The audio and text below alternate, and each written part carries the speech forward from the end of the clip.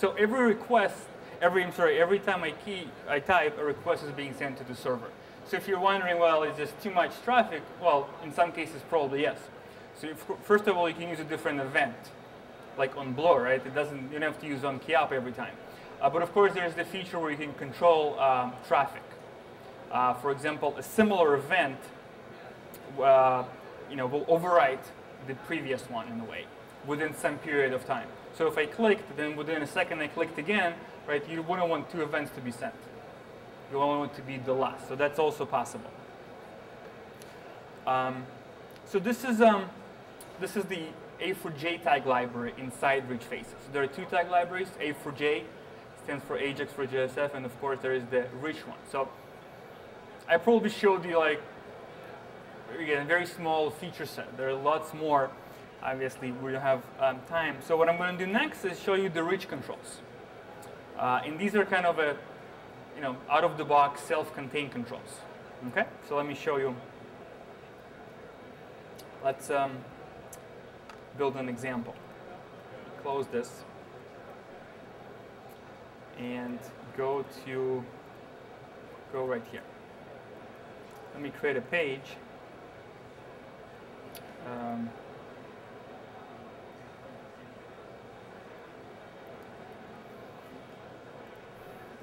Just a template, so it puts the namespaces.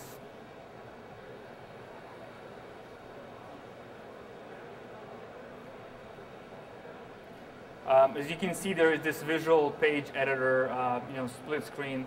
I'm just going to go to the source. All right. So what this is I have a backing bean with a bunch of users, and so we're going to display the users. Then we're going to add the functionality to edit the users. Kind of a typical scenario that you'll probably try if you're starting with Richfaces. All right. So the first thing, we're going to put a form. Right. Then I'm going to put a rich panel. I don't want to print. Put a panel. It's just a container. I can drop other controls inside. Nothing really fancy.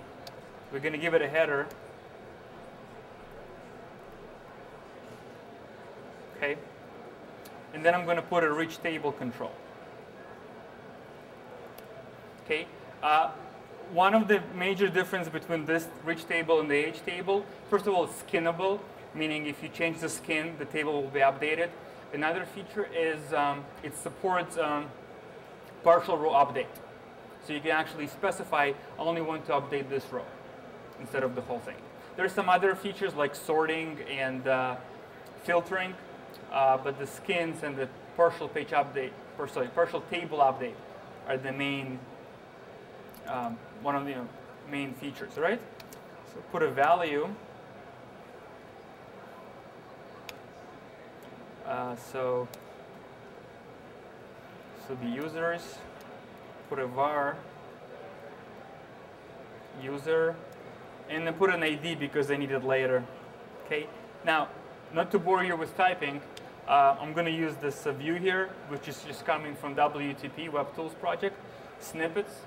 You can just create code and just insert it, right? This, you don't need. You won't have to, watch me type. Okay, so I need to use columns. I need to create columns. So I'm going to take columns here. Okay, and let me format. So basically, I have one column right here, and then another column. And one thing is that there is actually sort by. So there is a built-in sorting that I can use. Okay, well, let me run this.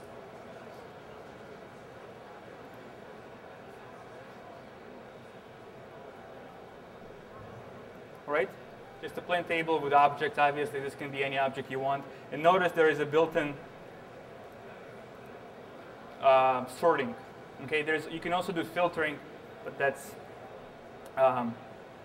you guys can try.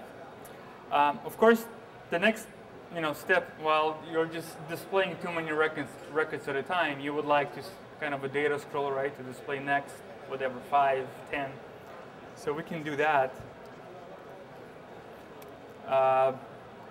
So we'll create a facet first, and then a data scroller. right? We're just going to use the default setup. I mean, there are, again, so many options so many attributes you can customize it with.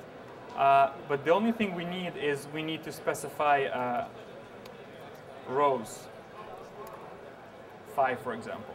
All right? And running this, so you can see I get an Ajax-based scroller. And notice that I don't need to specify here like how to send the request or what to re-render. This is done automatically for me. All right. Let's now put on the side here, we'll put a column to edit the user. So you can click a button to edit the user.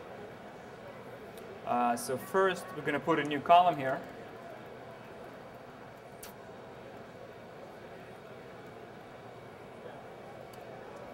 Okay.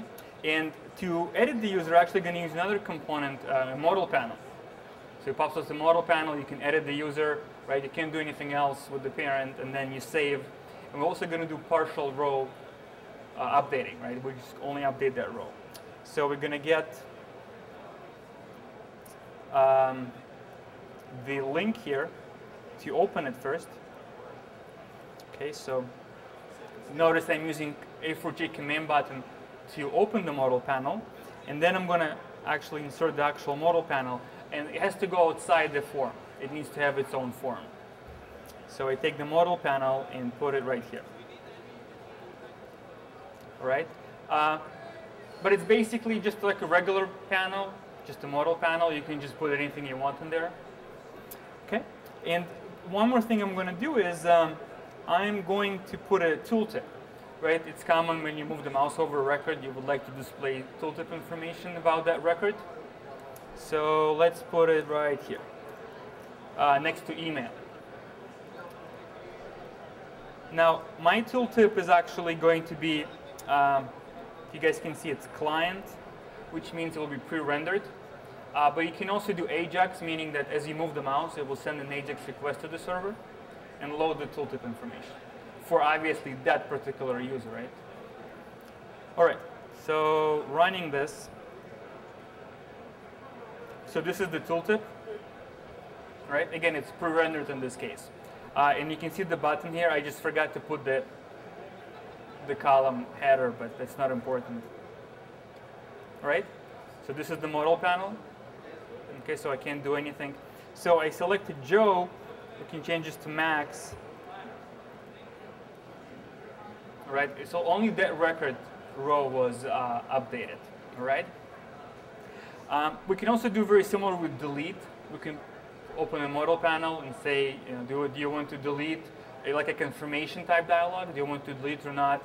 But it's going to look very similar. So just to save time, I'm going to go to what's called in-place edit.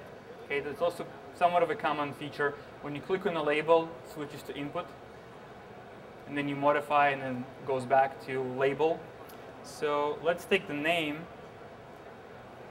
Okay, and let's see, in-place edit here.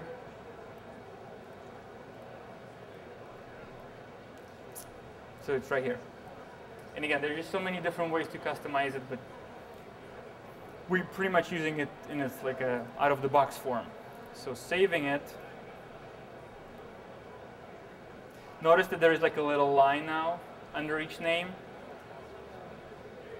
right? And these controls, right? You can hide them, or you can customize them. You can put buttons, anything you want. I mean, or you can just, again, not use them at all. And so Charlie, we can Charles, and then you click. All right? There's also a similar control. So this is a regular input field. You can also do a drop-down list type control. So instead of just having a plain text, input text, you can have a list of options you can select from.